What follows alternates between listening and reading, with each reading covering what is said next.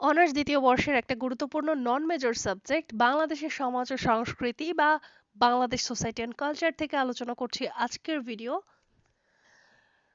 ভিডিওতে যে প্রশ্নটা আলোচনা করব সেটা হচ্ছে বাংলাদেশের নগর সমাজের সামাজিক স্তরবিন্যাসের আলোচনা করো।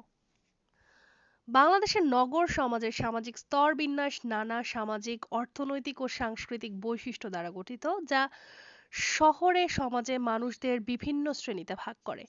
এই স্তরবিন্যাসে গ্রামীণ সমাজের তুলনায় অনেক বেশি জটিলতা ও বৈচিত্র্য রয়েছে।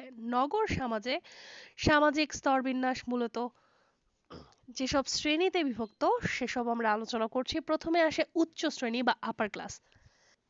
এই শ্রেণীর মধ্যে সাধারণত বড় ব্যবসায়ী, শিল্পপতি, উচ্চপদস্থ সরকারি কর্মকর্তা, প্রভাবশালী রাজনৈতিক নেতা এবং সুশিক্ষিত ব্যক্তিরা অন্তর্ভুক্ত।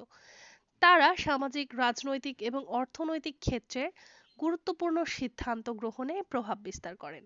তাদের জীবনযাত্রা, শিক্ষা, খাদ্যাভ্যাস এবং সাংস্কৃতিক মান অনেক উন্নত এবং তারা সাধারণত নগর সমাজে ক্ষমতাশালী।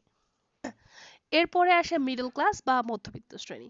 বাংলাদেশের মধ্যবিত্ত শ্রেণী সবচেয়ে বিস্তৃত এবং নানা ধরনের পেশার মানুষদের নিয়ে গঠিত। এদের মধ্যে শিক্ষক, ছোট ব্যবসায়ী, অফিস কর্মচারী, প্রফেশনাল অর্থাৎ ডাক্তারের মতো ব্যক্তি ও উন্নত শিক্ষা প্রাপ্ত ব্যক্তিরা অন্তর্ভুক্ত।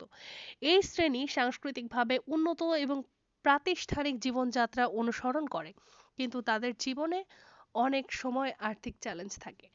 এরপরে আসে নিম্ন শ্রেণী বা লোয়ার ক্লাস।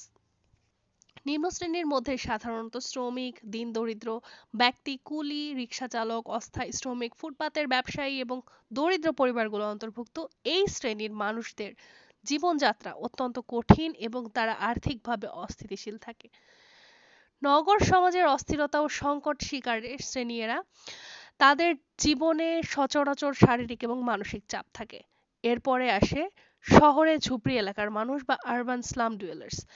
নগর সমাজে এক ধরনের ঝুপড়ি এলাকার বাসিন্দা আছেন যারা হতাশাজনক অবস্থায় বসবাস করেন।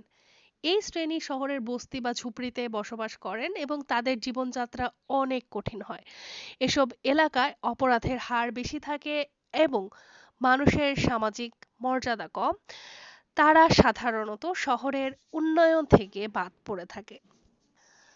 নগর সমাজের এই স্তরবিন্যাস শহরের আঞ্চলিক বৈচিত্র্য, অর্থনৈতিক অবস্থা, রাজনৈতিক ক্ষমতা এবং সাংস্কৃতিক প্রভাবের উপর ভিত্তি করে গঠিত।